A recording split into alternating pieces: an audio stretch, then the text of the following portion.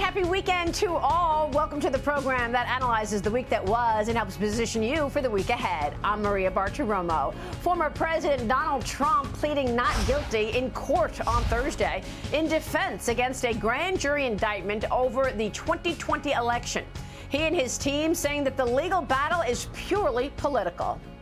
This is the persecution of the person that's leading by very, very substantial numbers in the Republican primary and leading Biden by a lot. So if you can't beat him, you persecute him or you prosecute him. We can't let this happen in America. The suspicious timing around this and previous indictments is raising major red flags, matching up almost to the day with each new Biden family scandal revelation, the latest happening just 24 hours after the interview with Hunter Biden associate Devon Archer. Congressional Republicans now saying everything is on the table when it comes to how to respond, including subpoenaing special counsel Jack Smith to testify. All of this as the release of the Archer transcript confirms then Vice President Joe Biden joined his son Hunter and business associates for dinners or by the telephone more than 20 times. Joining me right now is the chairman of the House Judiciary Committee and member of the House Oversight Committee, Congressman Jim Jordan. Mr. Chairman, thanks very much for being here. Thank you for having me.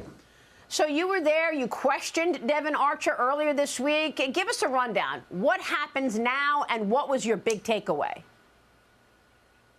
Well, the big takeaway, I think, is this brand. You know, Devon Archer was clear the value Hunter Biden brought to the business arrangement was the Biden brand. The Biden brand, of course, is Joe Biden. The number of times he was put on the phone call, the number of times he actually sat in for dinners with Hunter Biden, his business partners, and people they were doing business with, like the billionaire, the wealthiest lady in Russia, Bartiromo. She's there for the entire dinner. But I think the real key takeaway for me was this meeting that took place in Dubai, December 4th, 2015 in Dubai.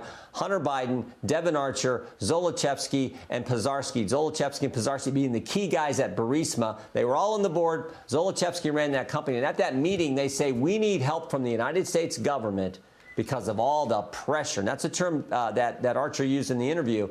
All the pressure we are under from the prosecutor from Great Britain, who has seized $23 million in assets of Burisma.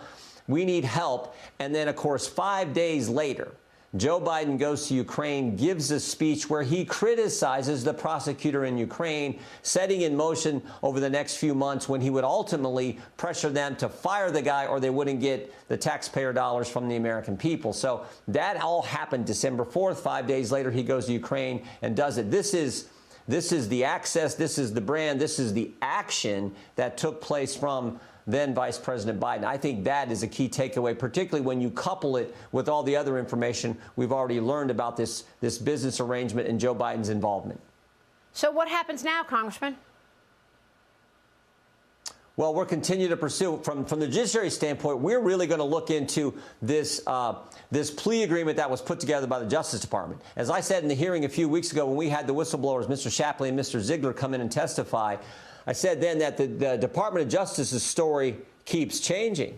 David Weiss told me in a letter on June 7th, I have complete authority to bring charges when I want, where I want, and whether I want to bring them at all. And then 23 days later, he sends me another letter and says, I want to expand on what I wrote. I can only bring charges in my own U.S. Attorney's District. Well, which is it, Mr. Weiss? You have full authority to bring them when, where, and whether, or just in your U.S. Attorney's District. So he's changed his story, but the whistleblowers haven't. And then this plea agreement that was put together that the judge said no to a week ago, I mean, I think that is hugely significant because they tried to hide information in the diversion part of the plea agreement instead of putting it in the plea agreement itself. And the judge caught them in what they were trying to do and said, time out, go figure this out.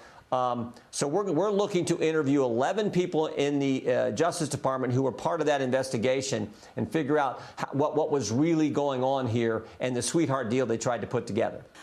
The next question has to be, what are the plans for this impeachment inquiry of Joe Biden?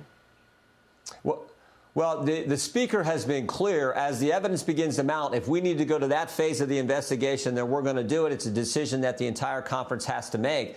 And certainly the evidence is piling up. All these, suspicious activity reports, the millions of dollars going to multiple members of the Biden family. And then, of course, you have Devon Archer's testimony from earlier this past week, where he lays out how all this all kind of fits together, and the brand itself, and then that meeting in Dubai. That's a lot of evidence. That's a lot of darn, I think, compelling evidence.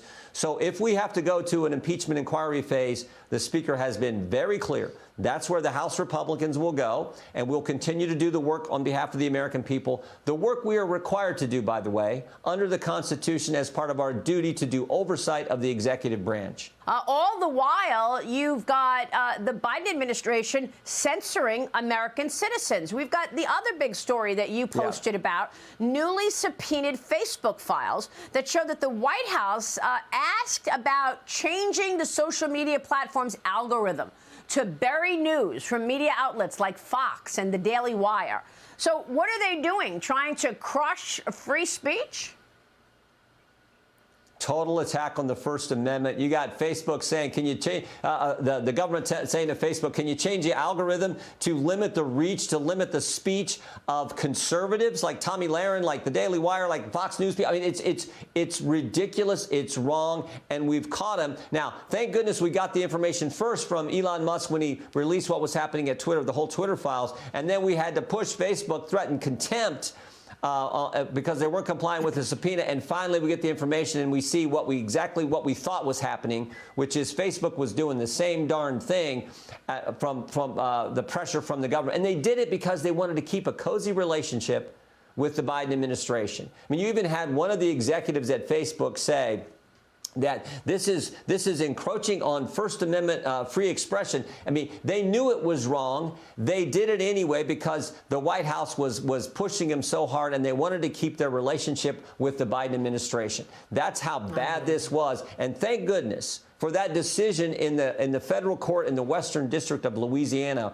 where they laid all this out, all these various agencies and the White House pressuring big tech to limit Americans' First Amendment free speech rights. Is 86 pages of facts they lay out in that decision from the court.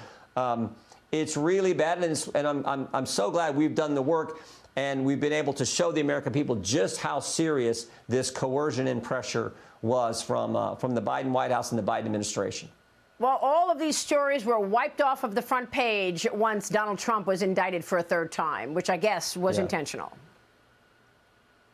Yeah, I mean, it's political, it's election interference, and it's wrong, and I think the country knows it. I think the result of that's going to be, Maria, I think President Trump's strength is only going to harden and frankly expand. We knew the polling numbers early last week were 54 to 17 in the Republican primary. President Trump's winning overwhelmingly. I bet those numbers go up, and the New York Times. The New York Times had him neck and neck with a dead even race with Joe Biden, and that's the New York Times. So you know that's going to go up as well, because the country sees, all us normal folks, regular folks in flyover country see what the elite in D.C. don't, that this is an attack on the guy who's fighting for us, who's fighting for the American people, fighting for this great country. And I think it only strengthens, hardens, and expands his support. All right, Congressman, it's good to see you. Thanks very much for being here this weekend. You bet. Thank you. Take care.